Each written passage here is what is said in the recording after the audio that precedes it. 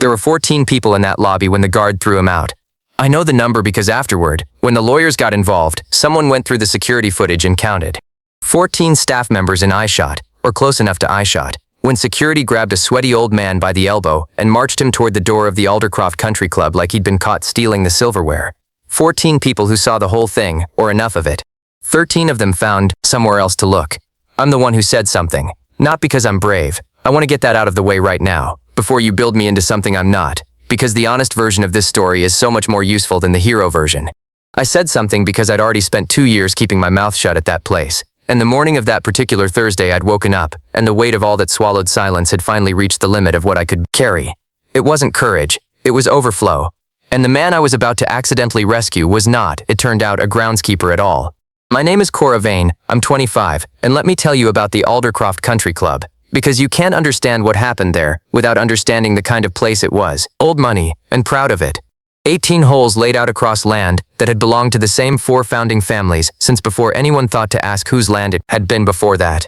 A waiting list for membership that ran to years, and a membership fee that would have paid my rent for a decade, and a board of directors who treated the club like their private country and the staff like subjects who should be grateful for the posting. White jackets for the servers. A very specific way to address a member. A very specific way never to address the wrong member in front of the right one.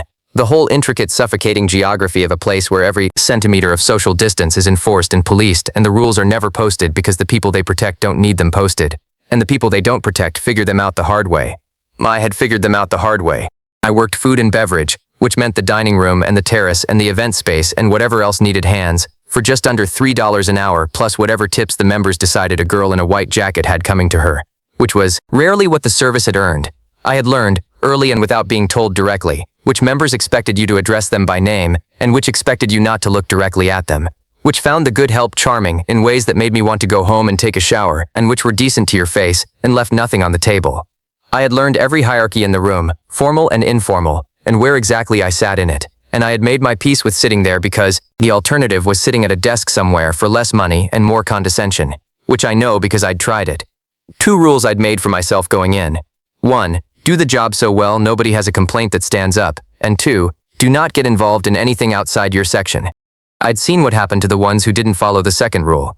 Mira had been there 7 years, the best server on the floor, and she'd told a member once, clearly and politely, that a comment he'd made about her appearance wasn't appropriate. She was down to 2 shifts a week within the month and gone within 3. Nobody said it was connected. Nobody needed to.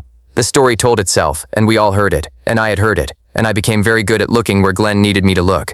That Thursday morning I'd woken up to find that the board had, for the 4th time in a year, adjusted the service charge policy in a way that meant my actual take-home pay went down. 3%, buried, in a memo I was supposed to sign acknowledging I'd read it.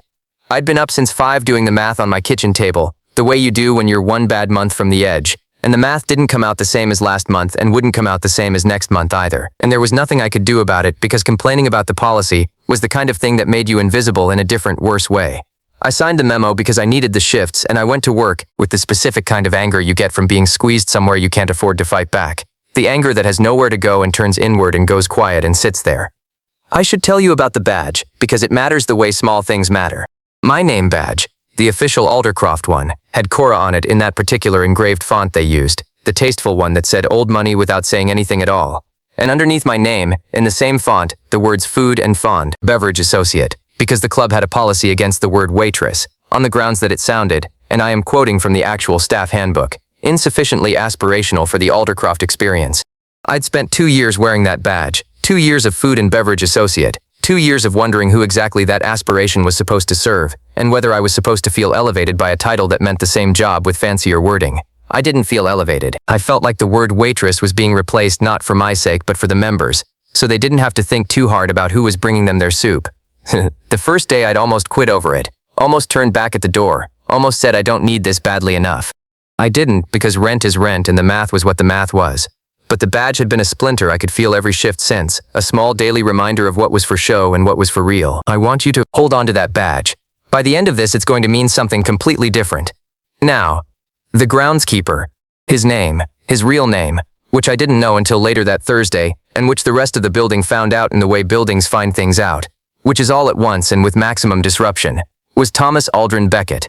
83 years old, 3rd generation money, The kind of quiet generational wealth that doesn't need to announce itself because it owns the building the announcement would be made in. He'd inherited a small empire from his father, built it into a large one over 60 years of work, and then done the thing genuinely old, genuinely private rich men sometimes do, which is step almost entirely out of public life and let the world forget them. He lived alone on an estate 2 counties over. He had no social media and no publicist and 3 people in the world who knew what he was actually worth. He owned a great many things, quietly, and the Aldercroft Country Club was one of them, or had become one of them, recently, when the original founding families had found themselves overextended and quietly sold a controlling stake to a man none of them had ever heard of, a piece of paperwork their lawyers had handled while they were on vacation. He came to see it because he'd bought it, and he wanted to see what he'd bought from the ground up, which was the only way he'd ever understood any acquisition in 60 years of acquiring things. He'd been walking the grounds since 6 in the morning, doing what he always did when he bought something, starting with the parts nobody polishes for visitors. The irrigation, the maintenance sheds, the condition of the equipment and the back of house, the things that reflect how a place is actually run versus how it presents itself when company's coming.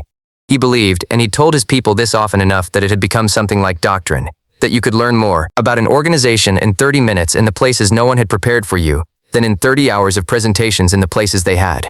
He had a notebook and a water bottle and the look of a man who has been comfortable in dirty clothes since before most of the people who worked for him were born. That was exactly the problem.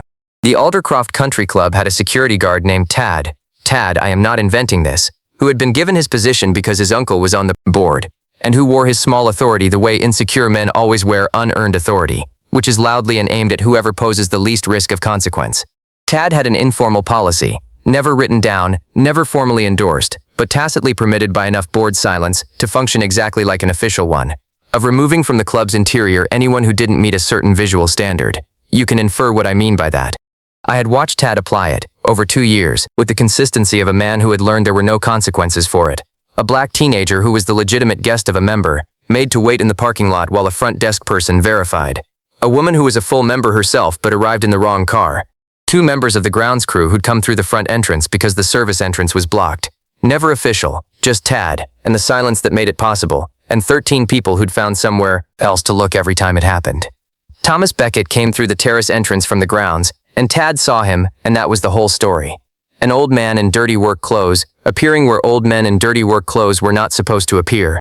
Tad crossed the lobby in that particular purposeful way, the way of a man who has decided in advance what the situation is, and he told Mr. Beckett, in a voice calibrated to be heard by everyone who mattered and carry legal deniability for everyone who didn't, that this entrance was for members and their guests, that the service entrance was around the back and to the left, and that if he needed assistance with his vehicle he could wait outside. And when Mr. Beckett, who had, I would later learn, one of the driest and most perfectly calibrated senses of humor of any person alive, said simply that he wasn't there for his vehicle, Tad took him by the elbow, firmly, the way Tad had learned to do it that couldn't quite be called a grab in a lawsuit, and began walking him toward the door. 14 people in eyeshot, 13 with somewhere else to be. I was at the service station nearest the lobby, restocking the linen cart, and I watched all of it with that specific watching you do when you're pretending not to watch, the eyes down peripheral kind I'd gotten good at over 2 years. And I felt the familiar thing, the familiar heavy animal thing that sits on your chest in a place like that, the thing that says asterisk this is wrong asterisk, and directly behind it asterisk, this will cost you asterisk, and directly behind that the practiced machinery of deciding you didn't see it clearly enough to be sure. The old man had said something in a voice too low for me to catch from across the lobby, some quiet correction of Tad's assumption, and Tad had said, louder and with the particular confidence of someone whose uncle was on the board, that the club couldn't be responsible for members of the public wandering in from the grounds, and that he'd be happy to call someone to assist with whatever the gentleman needed as long as the gentleman would step outside. The gentleman didn't step outside.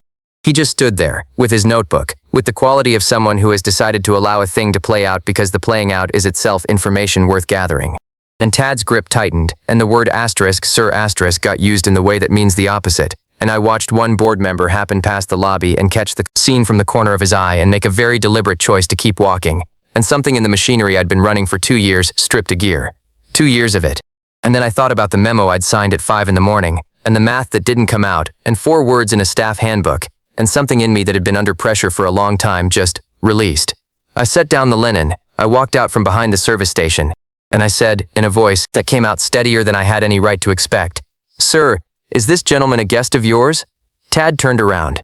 The look he gave me was the look of a man who has picked up something he expected to be light and found it heavier than anticipated, and who has decided the object is wrong rather than his estimate. Excuse me? I'm asking if this man is with you, I said. And I nodded at Mr. Beckett, and Mr. Beckett, this sweaty old man with the muddy boots and the notebook, looked at me with an expression I will spend the rest of my life trying to describe. It wasn't surprise, it wasn't gratitude, it was a specific quality of attention, the kind that goes very still and very focused. The kind of look that says asterisk, I see you and I'm going to remember this. Asterisk, because if he's not with you, I continued, addressing Tad with a clarity I'd apparently been saving up for 2 years, and he's not a member, then there's a guest inquiry process, and it involves a conversation, and it involves me getting a manager, and it doesn't involve holding someone's arm. Tad said, with the certainty of a man whose uncle was on the board. Go back to your station, Cora. I will, I said, after I get you a manager. Mr. Beckett, through all of this, said nothing. He stood where he was with his water bottle and his muddy boots and watched me with that quality of attention, and I had the very strange feeling that I was being evaluated for something I didn't have the context to understand. The manager arrived, and his name was Glenn, and Glenn was a man whose entire existence at the Aldercroft Country Club had been constructed around never making anyone uncomfortable, which meant he was, structurally, incapable of helping me. He arrived and surveyed the situation and did the thing Glenn always did, which was angle toward the most powerful person visible and address all his concern in that direction. Is there a problem, Tad? Glenn said, managing somehow to make it not a question, and Tad said no problem, sir. Just a confusion about the entrance. And Glenn turned to me with an expression that said very clearly that my next line should be an apology, and I had a full second of understanding, very clearly, that if I opened my mouth again I was going to lose my job, and I opened my mouth anyway. I'd like to make a formal incident report, I said, about the procedure used to address this guest. I'd also like to know whether Mr. I turned to the old man. I'm sorry, I don't know your name, sir. Beckett, said the old man, with something so small in his voice it was almost not a smile. Tom Beckett. Whether Mr. Beckett, I said to Glenn, has had a chance to explain what he's doing here today, because the proper guest inquiry process involves asking not, I gestured at Tad, who was turning a color I'd never seen on a human face, the other thing. Glenn looked at me the way people look at someone they've decided is unwell. Cora, I'd like you to go back to your station while I sort this out. Sure, I said. I turned to Mr. Beckett. I'm sorry for how you were treated, sir. And then I did what I was told, because I had done the thing, and doing the thing and not knowing when to stop are two different skills, and I went back to my linen cart and my hands were shaking and I was entirely certain I was going to be fired by end of shift. Hit that subscribe button right now if you want to find out how completely wrong I was about that, because the rest of this is the part worth waiting for, and I don't want you to miss it. 40 minutes later, Glenn came to find me. I should describe his face because it was a very particular face. The face of a man who has spent his professional life arranging himself around power and has just discovered the power was somewhere he never thought to look. He said, Cora, could you come to the boardroom, please? And I said yes, with the steady voice of someone who has made her peace with the worst outcome. And I followed him, and I pinned my name badge straighter on my jacket, and I walked into the boardroom. Mr. Beckett was already there. He'd changed his shirt. Someone had apparently shown him to a guest room, which told me something. And he'd washed his hands and face, but he was still the same sweaty old man with the notebook, just a drier version.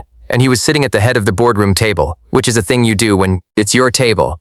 3 of the 4 board members were also in the room, in various states of what I can only describe as arranged posture, the particular dignity of men who have just been told something destabilizing and are doing their level best not to show it.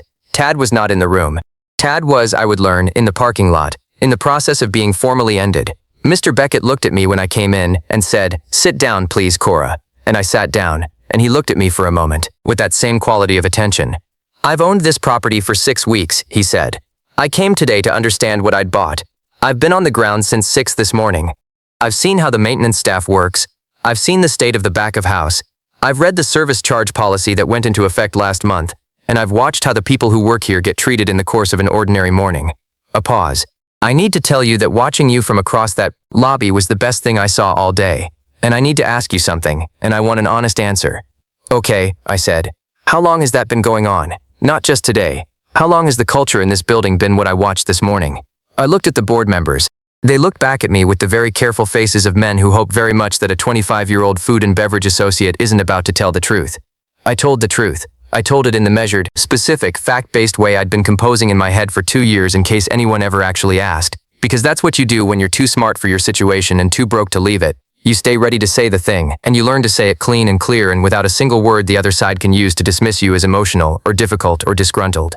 I pulled out the fact of Mira and the fact of the teenager turned from the front door and the fact of the service charge adjustment I'd signed that morning, which I still had in my jacket pocket because I'd brought it to work in case I found the nerve to ask Glenn about it, and I laid that paper on the boardroom table like evidence because that's what it was. I told him about the staff handbook and the word they decided they didn't like and whose comfort that decision had actually served. I told him about 14 people in a lobby, and 13 of them with somewhere else to look, and about the specific mechanics of how someone like Tad operates in an environment where he has been allowed to operate, which is that he is never explicitly told to do the thing he does. He is simply never stopped, and the not stopping is its own kind of permission, and everyone involved understands this perfectly. I was in that room for 22 minutes, and I used every one of them, and I did not raise my voice or make it personal or say Tad's name with any inflection that a recording would have caught as threatening. I just said what I'd seen, clearly, with dates where I had them and descriptions where I didn't, and when I was done there was a silence that had a particular quality, the quality of a room where people are recalibrating. Mr. Beckett wrote 3 lines in his notebook. He closed it. He looked at the board members, not unkindly, but with the bluntness of a man who did not need their comfort and was not going to provide any comfort to theirs, and he said, "This is what I expected to find. It's consistent with everything else I've seen today." Then he said several things I wasn't supposed to hear because I was already being guided back toward the door by Glenn. But his voice carries and the room was quiet, and I heard enough to know that the conversation was not over for anyone at that table, and that it was not going to be comfortable. The weeks that followed were not a fairy tale, and I won't dress them up as one. Organizations don't transform overnight because one honest conversation happened in a boardroom, and anybody who tells you different has never tried to change something institutional. There is always someone who makes it harder. Always someone who has more to lose from the correction than from the original wrong. Always a version of the problem that bends when you push it and bends back when you stop. Tad's removal was immediate and, I will be honest, satisfying. The service charge reversal took longer. 2 meetings and a formal summary and the particular pettiness of people who feel called out by a policy correction. And for a while the board member whose nephew Tad had been made my schedule a specific and deniable form of difficult, the kind of retaliation that can't be named in a complaint but can be felt in every shift assignment, before he was eventually eased into retirement and the air in the building changed. There were days I thought I'd won the battle and lost the war, and days I thought the war was actually going pretty well, and days I sat in the locker room at the end of a long shift and thought maybe I should just find a restaurant somewhere without a coat of arms and let these people keep being themselves. But Mr. Beckett kept his word, which is its own rare and specific thing in a world full of people who intend to and don't. The club got a new general manager, someone brought in from outside, which is the only way these things actually shift. New eyes that owe nothing to the old order and have no interest in protecting the positions of the people whose comfort was built on the original wrong. The staff treatment standards got overhauled in writing, which matters because things that exist only in culture stay flexible in convenient directions, and things that are written down get pointed to. The service charge structure got rebuilt from scratch by someone who actually ran the numbers, and I have paid my rent without disaster math since. The wait list for membership started getting reviewed against what the actual, stated criteria were rather than what Tad and his predecessors had decided they were in practice, which was a quiet and specific form of justice that took a while to land but did land, and I got to watch it land, which I think about on the bad days. But here's the part one want to tell you about, because this is where it stops being about country club policy and starts being about the thing I actually learned. About 3 months after that Thursday, Mr. Beckett called me himself. Not Glenn, not a lawyer, not a deputy. Him, on the phone, in the afternoon, just Tom Beckett calling a food and beverage associate. He said he was reorganizing the membership experience side of the property, and he wanted someone involved who understood it from the inside, someone whose judgment he had reason to trust, and was I interested in a development role or was I happy where I was? He said it exactly like that. Are you happy where you are? Like it was a real question, like the answer might be yes and that would also be fine. I'm not going to pretend I was calm on that phone call. I was not calm on that phone call. I said yes before he finished the sentence and then said sorry and let him finish the sentence and said yes again, and he made a sound that was the phone equivalent of the almost smile from the lobby, and that was that. I won't inflate what the role is, because the truth is better than inflation. It's not a corner office and it's not a title that makes anyone's eyebrows go up. It's a real position, a floor-level management track with real pay and real responsibility for the experience of the people who work the floor, which turns out to be exactly the job I've apparently been doing for free for 2 years while pretending I wasn't. The GM calls me one of the best hires she's made. Mr. Beckett introduced me to a colleague once as the person who told me the truth when 13 other people were looking at the floor, and I've decided that's the credential I'm most proud of, bar none. The name badge is different now. Same font, smaller building, better words. My name is still Cora. Underneath it, instead of food and beverage associate, it says member experience manager, which I'll be honest is also a somewhat pretentious way to describe a job, but at least the pretension is aimed in the right direction. I kept the old one. It's in a drawer at home, And I look at it sometimes, not as a wound but as a marker, the place I was standing when I decided to open my mouth, the day I woke up having finally carried the silence one morning too long. I nearly quit over that badge. Instead, it turned out to be the badge I was wearing when I accidentally changed the whole direction of my life. Here's the thing I've been turning over ever since. The thing this whole story is about for me. Under all the country club drama, and the sweaty billionaire, and Tad's extremely gratifying parking lot exit. For 2 years I knew something was wrong. I saw it every shift. And every shift I made a small quiet decision to wait. Wait for a better moment. Wait until I had more standing. Wait until it was safer. Wait until speaking up wouldn't cost me the job I couldn't afford to lose. And all of that was true. The risk was real. Mira's story was real. The math on my kitchen table was real. I'm not going to stand here and tell you that speaking up doesn't have a cost, because it does, and anybody who says otherwise has never needed a paycheck badly enough.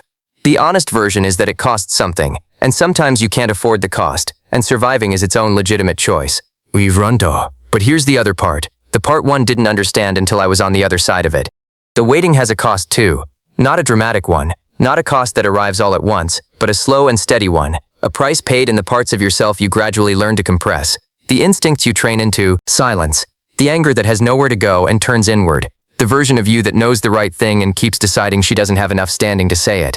2 years of that, and I didn't notice the shape I was in until I woke up one morning, and the weight of all that unspoken truth had finally hit my limit. And I understand now that the overflow wasn't weakness. The overflow was the real me, the one that had been building pressure behind 2 years of looking at the floor. Finally, saying, enough, not one more Thursday of this. Not for any amount of safety. I'm not saying wait or don't wait. That's yours to decide, in the room you're in, with the math you're doing.